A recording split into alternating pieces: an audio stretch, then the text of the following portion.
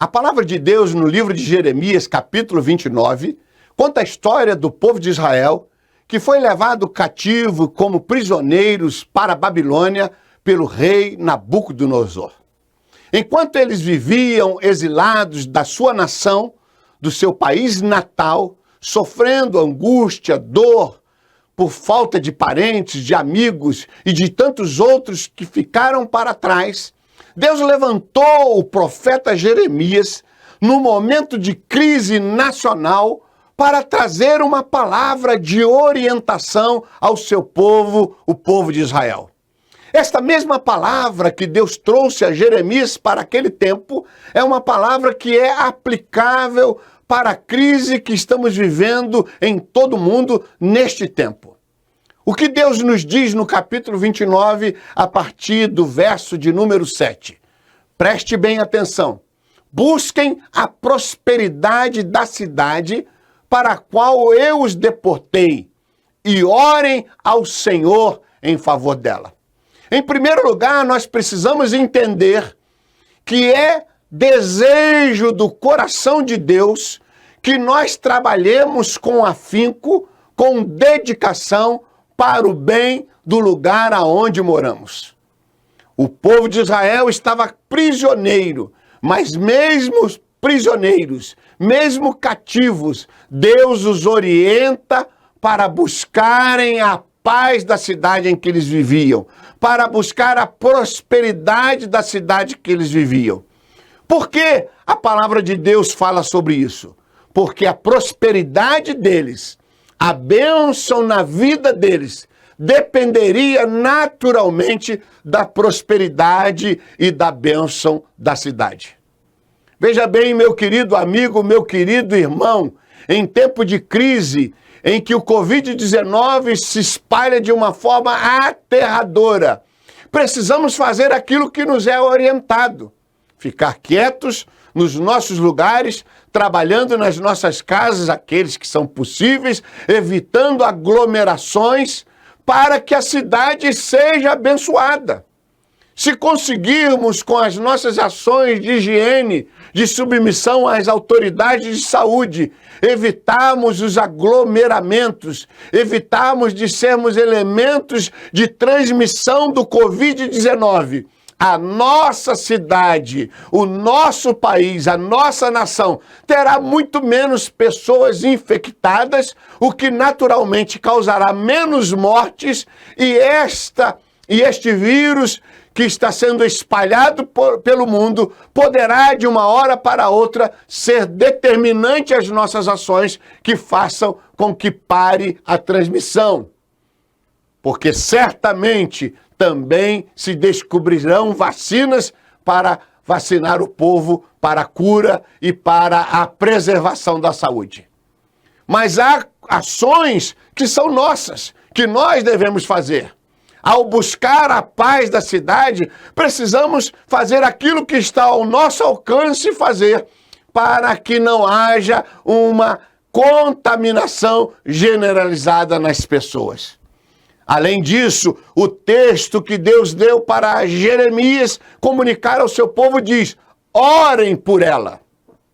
Nós que acreditamos nas Sagradas Escrituras, nós que somos homens e mulheres da fé, que vivemos por fé, não podemos deixar de orar pela nossa nação. Não podemos deixar de orar pela nossa cidade. Não podemos deixar de orar pelos médicos, pelos enfermeiros, pelos cientistas que estão procurando uma vacina para a imunização da população ou mesmo para a cura. Certamente a oração do povo de Deus chegará até os céus e fará com que Deus se volte para esta terra, tenha misericórdia dela e abra palavra de conhecimento e sabedoria para os cientistas e para que desta forma seja descoberto a vacina, a cura e seja generalizado o milagre de Deus sobre a terra. Muitos não creem em Deus, Muitos pensam que Deus está sentado no seu alto e sublime trono e que não está fazendo nada. Mas Deus continua com seus olhos sobre a terra. E quem sabe não é a oportunidade de toda a terra voltar-se para Deus, buscar em Deus a solução para esse vírus. E que a glória do Senhor, como nos diz as Escrituras, encha toda a terra. Quando nós buscamos a prosperidade da nossa nação, quando nós buscamos a prosperidade da nossa cidade, do nosso estado, da nossa terra, do nosso bairro, todos serão beneficiados e o reino de Deus se manifestará sobre a terra. Continuemos orando, continuemos buscando a Deus, continuemos clamando por esta nação, continuemos clamando pelo mundo, porque a oração do justo muito pode em seus efeitos. Continuando no texto que nós estamos explanando, o profeta Jeremias, usado por Deus, fala aquilo que Deus tem preparado para nós. E Deus diz através de Jeremias: porque sou eu que conheço os planos que tenho para vocês. Veja bem, meu amigo, você que está me ouvindo, me assistindo, Deus tem planos para as nossas vidas. E os planos que Deus tem para as nossas vidas não são planos de morte, não são planos de destruição, não são planos de sofrimentos. Quando Deus fez o homem e a mulher, a sua imagem e semelhança, Deus nos fez para vivermos eternamente na sua presença, em comunhão plena com Ele, desfrutando as bênçãos desta terra que Ele criou e desfrutando isto com saúde, com vida e com vida abundante. Infelizmente, nos diz as Escrituras que o pecado trouxe consequências, enfermidades, mortes e tantos outros transtornos. Mas nunca isto fora o plano de Deus. O plano de Deus, conforme Jeremias expressa ao povo de Israel no seu livro, no versículo de número 11 do capítulo 29, são planos de nos fazer prosperar, não de nos trazer danos. Não de nos trazer enfermidades, não de nos trazer dor, não de nos trazer tristeza, não. Os planos de Deus para nós são planos de prosperidade, são planos de nos dar esperança e um futuro. Há uma esperança para a sua vida, há um futuro para a sua vida, há um plano designado por Deus desde antes da fundação do mundo, desde antes que você saísse do ventre da sua mãe, que é um plano de abençoar a sua vida, que é um plano de lhe dar uma vida cheia de esperança e que era um plano de conceder-lhe um futuro glorioso. E aí, continuando Jeremias, usado por Deus, ele diz: então vocês clamarão a mim, virão orar a mim, e eu os ouvirei.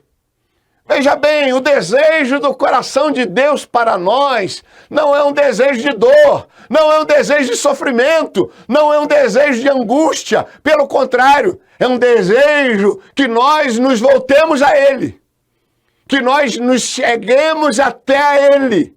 E quando nós nos aproximarmos dEle e nos chegarmos a Ele, Ele ouvirá a nossa voz, Ele ouvirá o nosso clamor, Ele ouvirá aquilo que nos aflige, aquilo que está dentro da nossa vida, aquilo que passa na nossa mente e no nosso coração.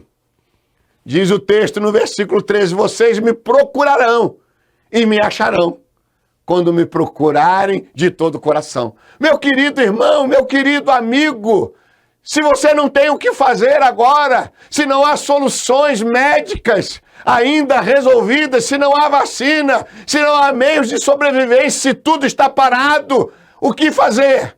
Por que não fazer? Por que não voltar-se para Deus? Por que não clamar a Deus? Por que não confiar em Deus? Por que não exercer a esperança em Deus?